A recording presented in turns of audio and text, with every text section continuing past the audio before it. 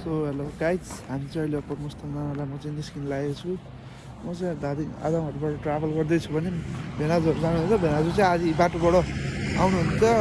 एउटा भेनाजु उता आमा फेरि भेटिन्छ भने हामी अर्को भेनाजु चितवनतिरबाट आउनुहुन्छ। गाइज देखिन्छ हुन्छ बाटोको अवस्था चाहिँ यस्तो छ। अब एकछिनमा निस्किनुपर्ने हुन्छ। गाडी कति बेला आउँछ थाहा छैन। आउँछ त्यसपछि निस्किनुपर्ने हुन्छ। भेनाजुहरू आउँदैन एकछिनमा। बाटो जस्तै हाम्रो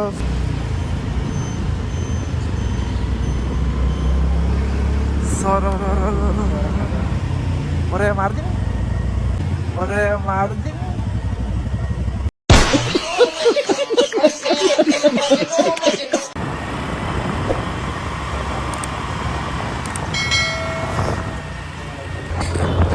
सो तेल हालेर हामी चाहिँ अहिले निस्किसक्यो। ट्राफिक नियमको पालना गरौँ है। हामी चाहिँ अहिले दमौलीको यो लामो पुल आइपुगिसकेको गाइज। यो पुलमा चाहिँ हिँड्दाखेरि अब त्यो वारी पुलदेखि पारिदेखिको सास नफेरिकन पुग्यो भने मान्छेहरूले चाहेको पुरा हुन्छ भन्ने मान्यता छ होइन। त्यसैले हामीले चाहिँ अब एकचोटि कोसिस गर्नुपर्ने हुन्थ्यो। त्यही होइन, वारी पुलदेखि पारि पुल्छ सास रोकेर गऱ्यो नि चाहेको कुरा पुरा हुन्छ भन्ने ऊ होइन। ल ठिक छ, के हुन्छ है त। गोल्ली राख्दैन गोल्ली 1 2 3 ल।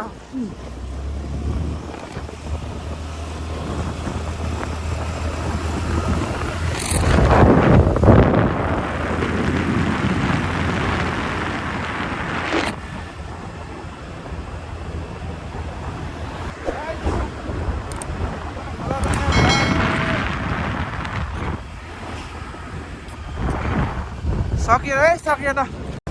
सो गाइज हामी चाहिँ अहिले रङ्गुगङ्गा गाउँपालिका, यो कुन ठाउँ चाहिँ थाहा भएन है, त्यहाँनिर देख्न सक्नुहुन्छ। टोक्कला त्यहाँनिर रङ्गुगङ्गा गाउँपालिका भनेर लेखेको छ त्यहाँ है। यहाँ हुनुहुन्छ हाम्रो अनिस भेना, हाम्रो 2 जना भेनाहरू हुनुहुन्छ। अनि भेनाहरूको पारा चाहिँ छुट्टै छ क्या फेरि।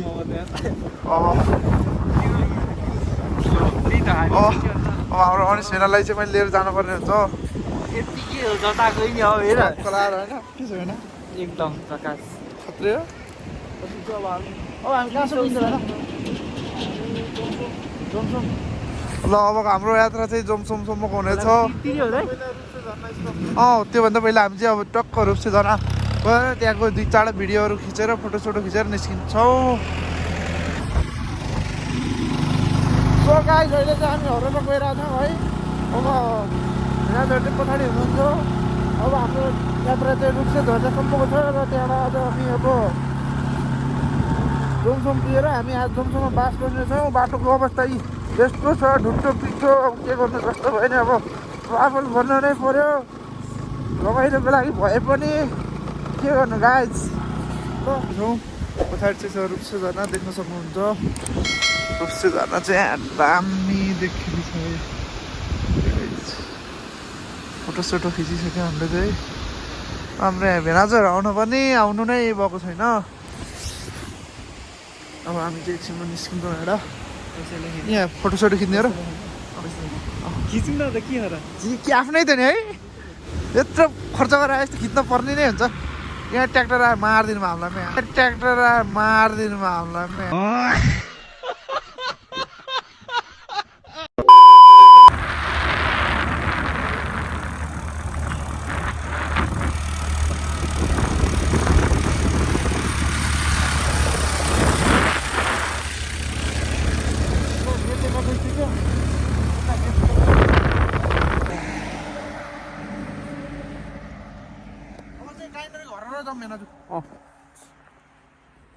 अनि आले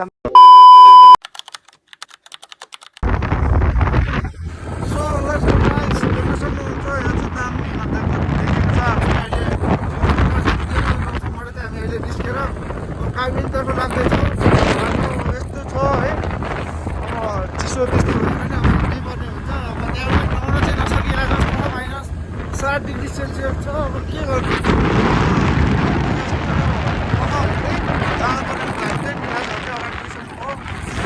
पछाडि जाँदैछौँ चिसोले सो गाइस भिरा जति हाम्रो बोर्डे गरेर आएर हाँसेर आनन्द फोटो खिच्दै बस्नु भएको अब हाम्रो नि पालो आउँछ है टक्कै बसेर फोटो खिच्नु पर्यो हुन्छ गाइज हेर्दै गर्नु होला हामी टक्क दार्जिलिङ लिएर मन्दिर दर्शन दर्शन गरेर भिडियोहरू फोटोहरू त्यहाँ हाल्नेछौँ हेर्दै गर्नु होला सो गाइज हामी चाहिँ कागज आइसक्यो दामी हिमालहरू देख्न सक्नुहुन्छ बाटो भुलेर यो हेर्न गएर त्यहाँबाट निक्लेर आएको छैन बाटो भुलेर अहिले चाहिँ हामी रोडमा आइसक्यौँ देख्न सक्नुहुन्छ रोडको अवस्था हामी चाहिँ चिसोले उभिँदै गइरहेको छौँ सो गाइस यस्तो छ आइस जमेर हेर्नु बाटो चाहिँ टक्कै बाटा साटामा सब पानी जमेर हेर्नु यस्तो छ है यहाँ मुक्तिनाथको हालत चाहिँ यस्तो छ सो हामी चाहिँ अहिले मुक्तिनाथ मन्दिरको गेटमा आइसक्यो आइसक्यो दुईजना माथि हरेर एक्लै आइसक्यो दुईजना पछाडि छौँ माथि गएर मुक्तिनाथ दर्शन गर्नुपर्ने हुन्छ चिसो चाहिँ उपरै छ हातै चलाउन सकेको छैन मान्छेहरू अलिअलि छन् ठिक छ बिस्तारै जाने चिसो उपरै भयो भने पानी पर्ने हुन्छ नि चिसो उपरै छ आज चाहिँ फेरि घाम लागिसकेको छ है त माथि मन्दिरमै गएर भेटौँ ल अब हामी चाहिँ अहिले मुक्तिनाथ गेटमा थियो यसो दामी खाले थियो सानो भाग छ सानो भाग खै त हामी चाहिँ मुक्तिनाथको गेट प्रवेश गरिसक्यौँ देख्न सक्नुहुन्छ यहाँको अवस्था खै मोटो भएर नि हिँड्नु साह्रै गाह्रो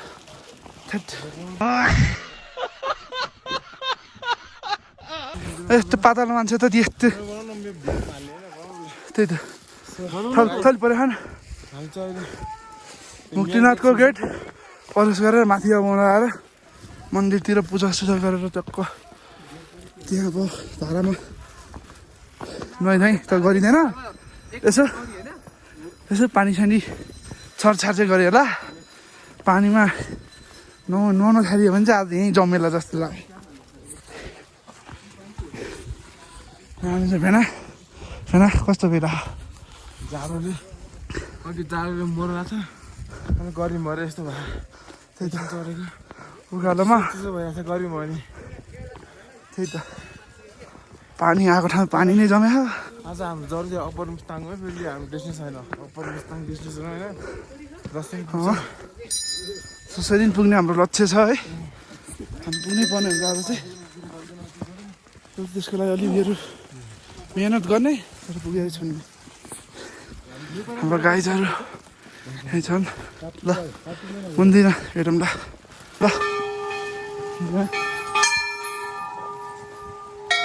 घन्टीको त घन्टै छैन यार घन्टै छैन यार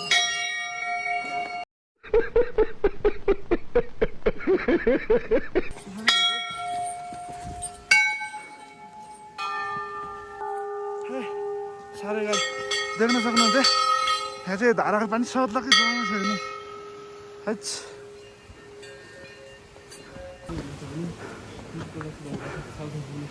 पढ्न सिक्नुको लागि चाहिँ देखा परेमा 25 सेन्टिमिटर भन्दा तल झरेर आराम गर्ने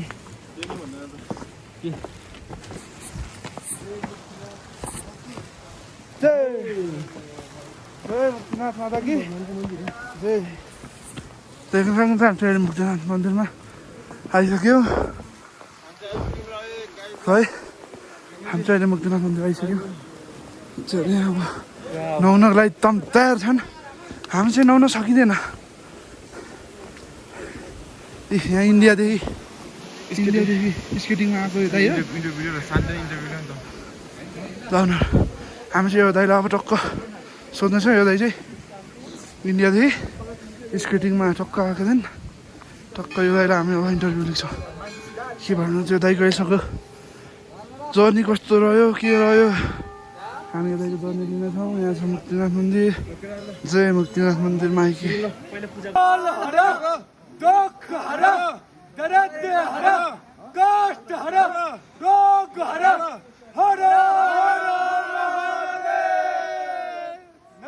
पार्वती पते हर हर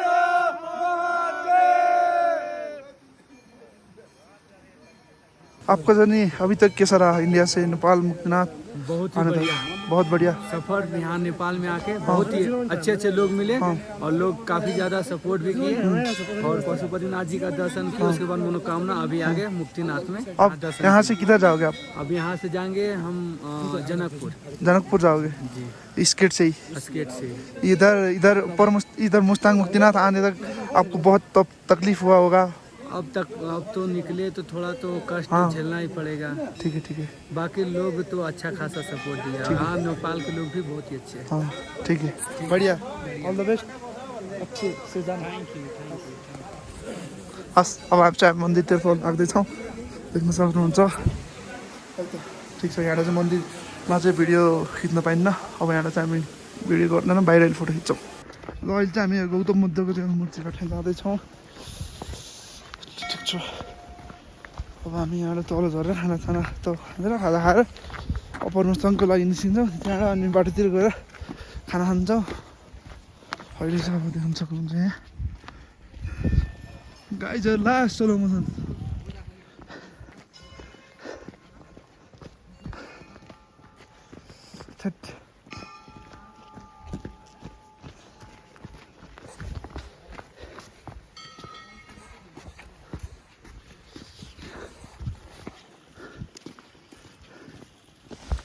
गाइज हामी चाहिँ मन्दिर दर्शन गरेर टक्क तलतिर लागिसक्यो। हुन्छ आउने छैन तपाईँको यहाँ मुक्तिनाथ दर्शनको यात्रा कस्तो रह्यो?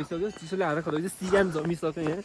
त्यही त नाकै जमेर टालिसक्यो नाकै। पिसाब फेरि त टाढाको कुरा पिसाब फेर्नु त्यहाँ डरको माहौल हुँदो रहेछ। पिसाब फेर्नु त्यहाँ डरको माहौल हुँदो रहेछ।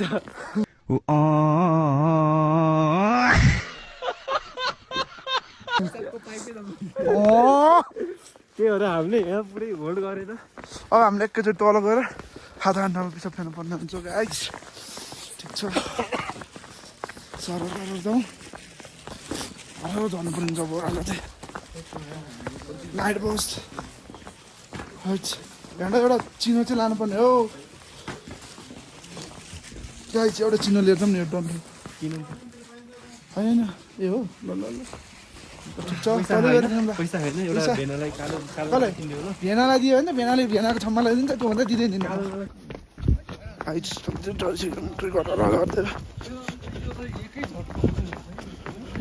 जति गाह्रो चढ्न त्यति सजिलो छ है।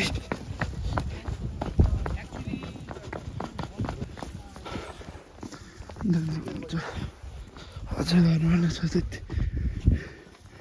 गाइजहरू अझै माथि नै छन्। ठिकै छ ढङ्गले कामेको छ देख्न सक्नुहुन्छ।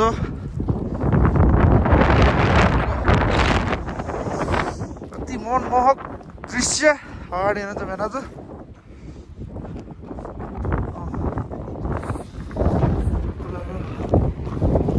हेलो ढुङ्गालाई ठिक छ।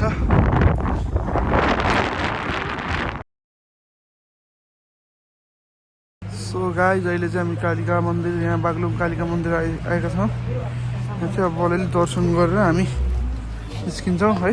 कालिका मन्दिर प्रवेश गरिसक्यो अघि हजुर डोली कमी भयो अरे त्यो डोली उठाएर लान्छु के छ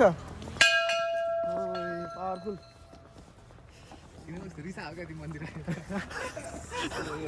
रिस पोखायो घन्टा। हामी चाहिँ बागलुङ कालिका आइसक्यौँ होइन। दाइको क्यामेराबाट कैद नभए नि हामी अगाडि बढिसक्यौँ।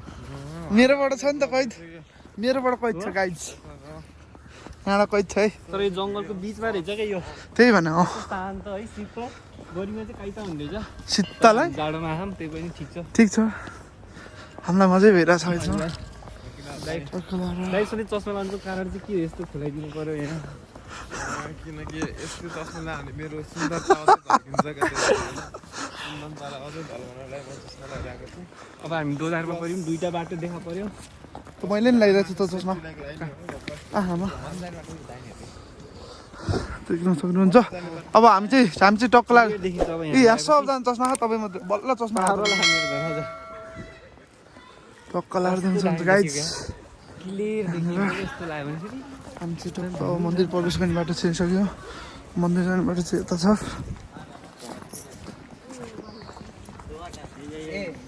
चस्मा ग्याङ नाम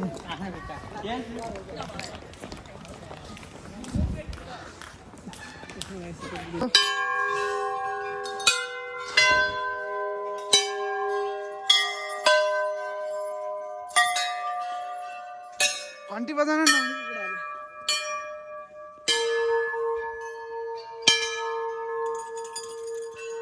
गाइज बजाऊ बजाऊ बजाऊ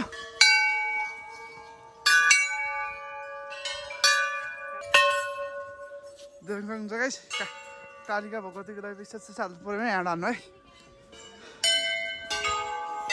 ल अब हामी यहाँ दर्शन गर्छौँ त्यसको फोटो भिडियो खिच्न मिलिहाल्यो हामीले त्यतिकै हुन्छ ल गाइस कालिका मन्दिर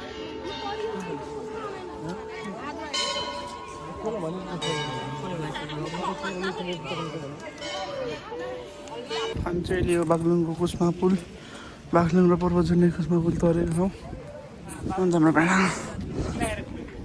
पैसा थोरै मेरो शाखा सानो घरहरू एकछिन अब प्राइभेट चट्टो फेरि हामी ल पानीसँग खाएर सो गाइज हामी चाहिँ अहिले मुस्ताङबाट पोखरा आएर नि अहिले यहाँ फ्रेस भएर हामी यहाँ बाहिर निस्केको छौँ यहाँ पछाडि हुनुहुन्छ उमेश भेना राहुल भेना अगाडि हुन्छ किरण भेना यस्तो पोखराको रमाइलो एकछिन हेरौँ यस्तो के कस्तो हुन्छ लेक साइडतिरको टक्क लाएर आनन्दले यहाँ घुम्नुपर्ने हुन्छ खानासाना खाएर अहिले एकछिन त्यो चिसोले गर्दा भयो कि त्यो के हो अहिले चाहिँ हामी हाम्रो स्टेटमा आइपुगेको छौँ गाडी यही हो कुन यो यो 3टा फर्किरहेको थियो त्यो चाहिँ कुन चाहिँ कोरियन कि चाइनिज गाडी है ठिक छ ओ यो हामी टक्क लाएर देख्न सक्नुहुन्छ यस्तो छ अहिलेको टक्क लाएर अमरोला स्ट्रिट यता म हाम्रो भेना के हो भेना पोखरामा तपाईँको बसाइ कस्तो रहेको थियो पोखरामा तपाईँको बसाइ कस्तो रहेको थियो 2 वर्षसम्मको टिटिओसी हो अब यसको फुलमा खोज्नलाई अब तिमीहरू जबरजस्त लगाएर दिनभरि रात दिन गर्दा के हो भेना टिटिओसी भनेको के हो खै टिटिओसी रह्यो भनेर भन्नु के हो त्यो भनेको राति रमाइलो हुँदो रहेछ तर के हो त्यो भनेको जनता जान्न चाहन्छ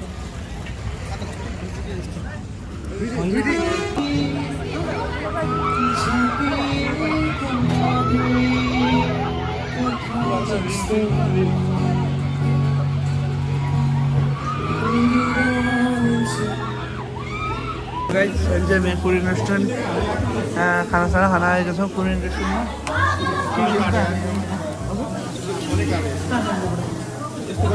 के हुन्छ यहाँ टक्क देखाएर अहिले हामीलाई टक्क देखाउँछौँ देख्न सक्नुहुन्छ यहाँ कोरियन रेस्टुरेन्टको